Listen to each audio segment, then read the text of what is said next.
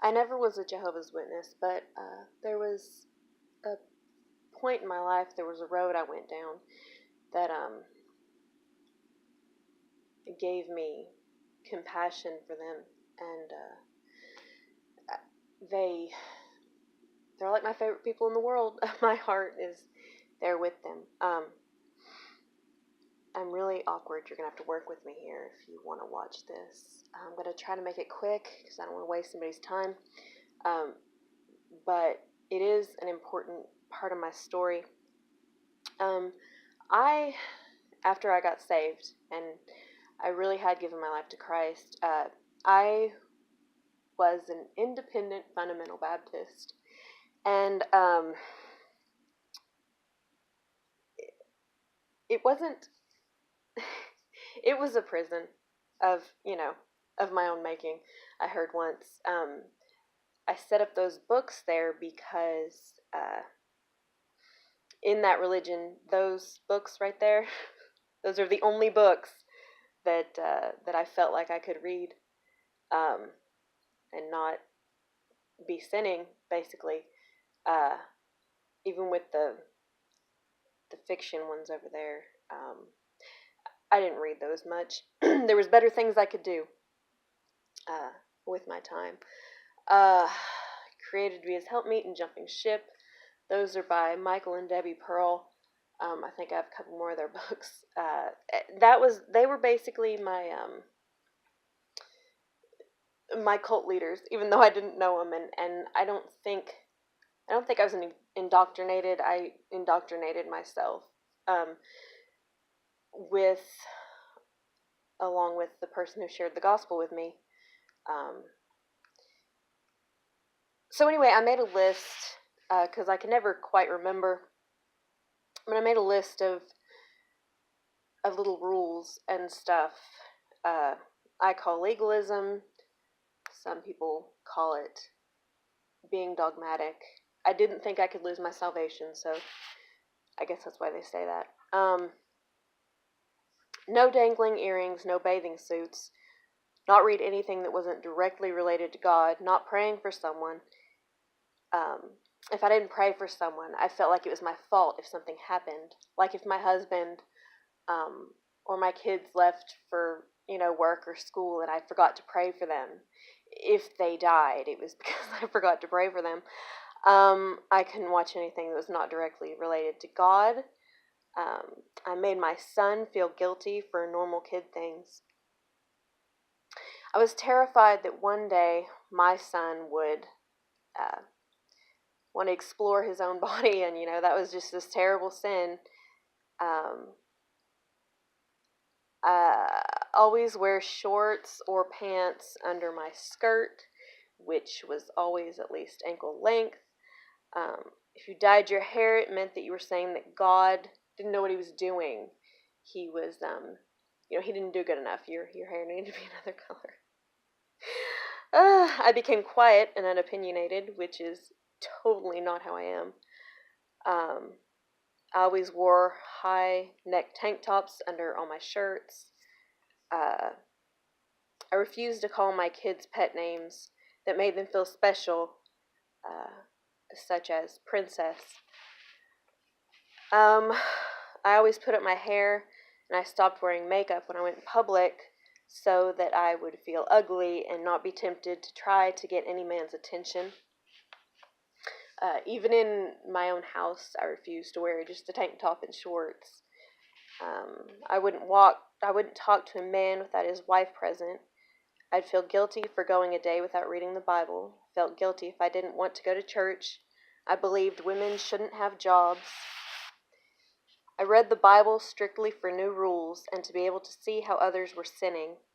I felt guilty for any doubts I had. I saw debating as a waste of time. I probably would have agreed, actually, with the 2-witness rule and several other rules and regulations they have. I was King James only. I only read books that used the King James Version when they quoted. My biggest influence, actually, this was too much for me. It's kind of when I was starting to come out of it, and I was like, are you kidding? Had had spoken against Bible companies that printed the King James Version along with other versions, because in the computers, somehow the verses, could get crossed, and you could actually accidentally or whatever have NIV verses in your King James. Okay. I considered even the King James impure because of the words in italics. I believed God wouldn't hear my prayers if I forgot to say in Jesus' name. I felt guilty because I couldn't pray for hours without my mind wandering off. I felt guilty for not trusting God enough to not use birth control. I didn't feel free with my husband in the marriage bed.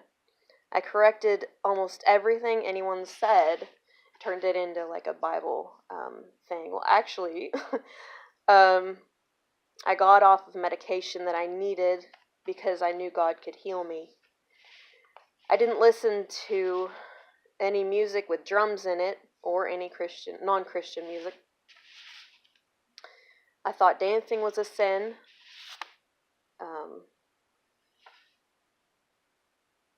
That may have been it. That may have been all I wrote down. Sorry, I was to turn all the pages and everything. But that was pretty much what my life was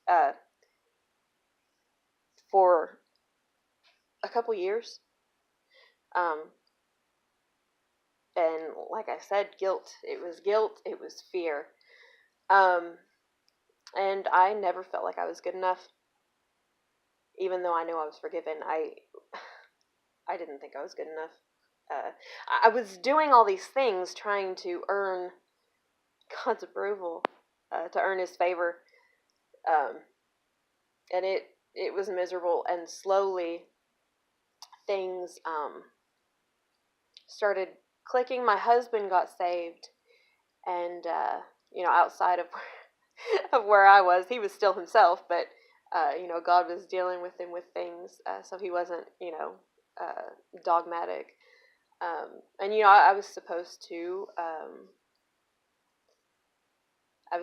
submit to my husband, which was another thing. I kind of tried to make him be overbearing. It's really weird, but that's part of what I tried to do. Anyway, he wanted to go to a different church,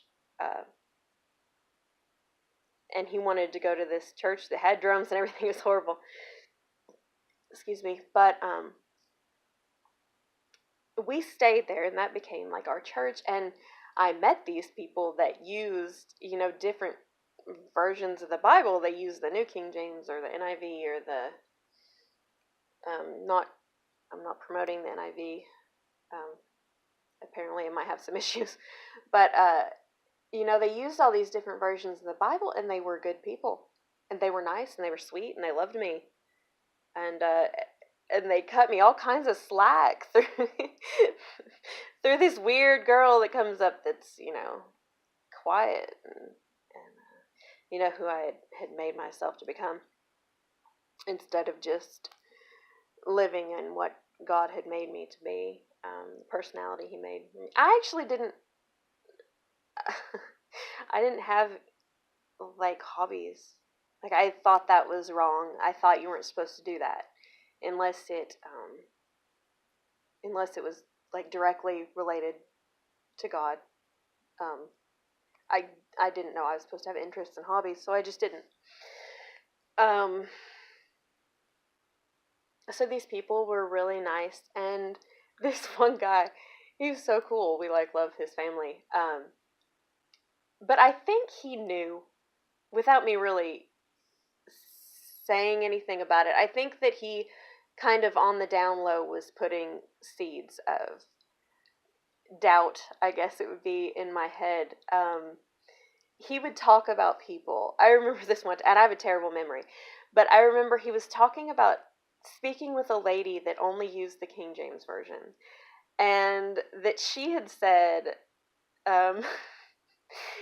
if it was good enough for Paul, it's good enough for me. And he was like, are you out of your mind? You think Paul read the King James Version? Which I didn't think that,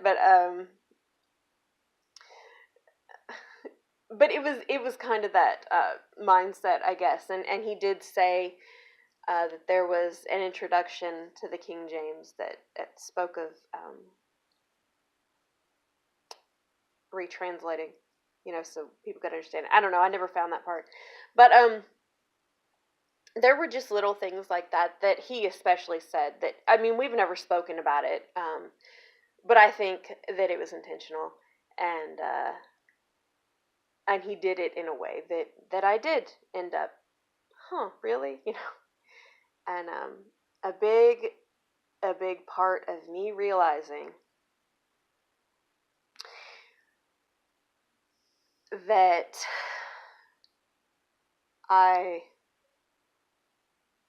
my beliefs and the way I was living my life was not right was when I started learning about Jehovah's Witnesses. So that, even though it's been a lot of rambling, and nothing bad happened to me. I wasn't shunned or anything terrible that happens to Jehovah's Witnesses, but that guilt and that fear, I understand, to a point. And anyway, that's kind of what set up my love for Jehovah's Witnesses. It's kind of important in my eyes, in my story, that this kind of was my life for just a couple of years, and it's part of what gave me a heart for Jehovah's Witnesses and ex-Jehovah's Witnesses. So wanted to just kind of get this out of the way in case anybody is interested.